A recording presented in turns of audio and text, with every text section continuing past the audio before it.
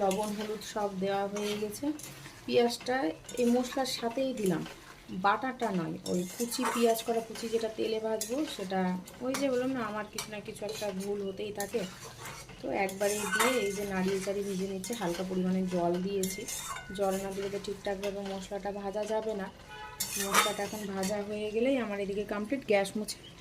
গ্যাসটা মুছবো, তারপরে পেঁপেটা সেদ্ধ দেবো প্রেশার কুকারে, তাহলে আর মোছামুছির পরে ঝামেলা থাকবে না। আর এই যে বাটাটা কমপ্লিট, মানে গ্যাসটা এতটাই জোরে হয়ে গেছিলো, মানে কড়াই তেতে গেছিলো, ওই জন্য একটু এইভাবে হয়ে গেছে।